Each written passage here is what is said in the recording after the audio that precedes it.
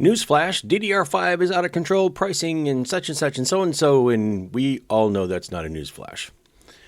But do you really need to get rid of that DDR4 system that you have, or can you still build a system with DDR4? Or, all right, we know that DDR4 is going to be a little bit expensive too, but it's going to be cheaper than DDR5, and maybe you can still get really, really good use out of a fairly modern platform running on DDR4.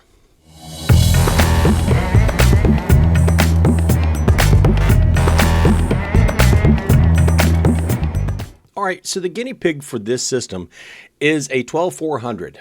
It's an Intel chip, and it's on a B760. Yeah, this is a little bit higher end board, not that much, but it's a B760 with Wi-Fi and DDR4.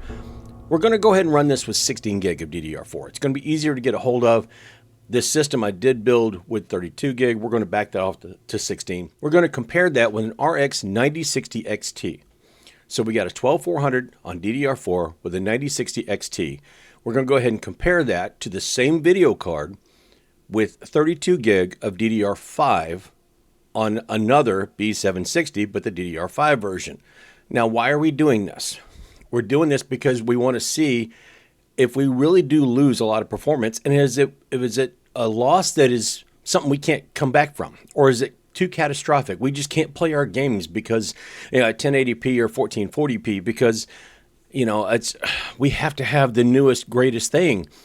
This is sort of a mid-range build. It's got a 9060 XT, which is 8 gig of, in this case, it's an 8 gig of VRAM video card.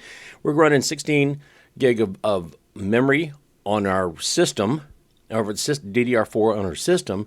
So this is more of a mid-range typical build with a generation that's a couple years older than i5. Let's take a look. I'm going to show you some benchmarks. I cannot explain a couple of them, but they're not as bad as you might think. And so let's go ahead and take a look at them.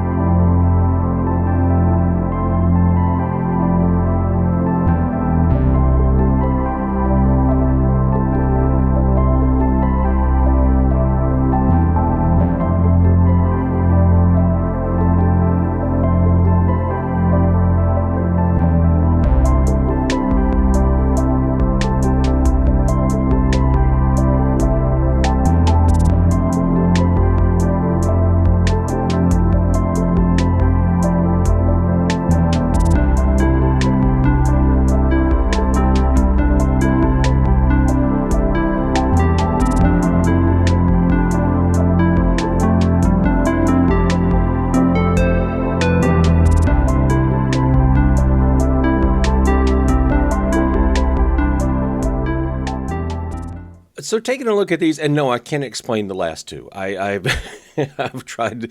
I went back and I retested, and I don't know what's going on with it. But in any case, the loss that you're going to get is 10 to 12, maybe as much as 15% in some cases.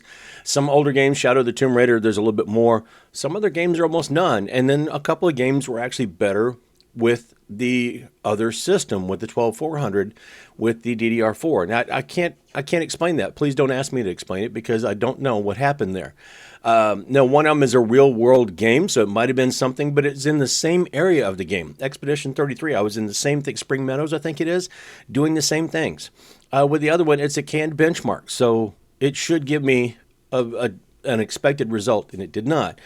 Now, I did run all these at 1080p high, 1440p high, or whatever the equivalent was. Black Ops 7 makes you choose Ultra, even though all the settings are basically high. Don't ask me, and don't get me started on Black Ops 7. Anyway, let's face it, 150 to 200 frames per second in some cases, and you're probably using a monitor that's 120 or 144 hertz. You're not really going to notice a great deal of change or that big of a degradation. You're really only talking, in most cases, like 10 to 15%. Some cases, it's the other way around, and it's actually higher than the DDR5. I can't explain that either.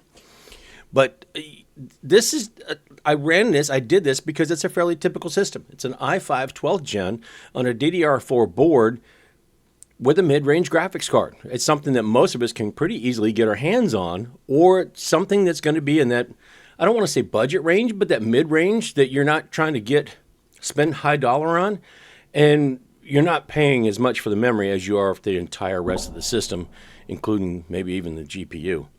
So I just thought I'd go ahead and kind of test this and show and say that, hey, look, all is not lost. Now, DDR4 is going to kick up in price a little bit. We know this because there's a short supply of DDR5, and they got to go back even further. But I am going to be doing a build before too long with DDR3 to prove you might not be losing a whole lot there either. One caveat there is DDR3 is not supported by Windows 11, technically.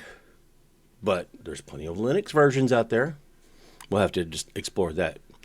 But that's all I got this time. I just want to come in here. I want to make this video and kind of show that all is not lost. We don't have to upgrade everything, and we don't have to go all out to try to do this. We can still have a decent build, still have very, very playable games, and yeah, we can still do this pretty easily. I think for the most part, all these parts are going to be relatively affordable.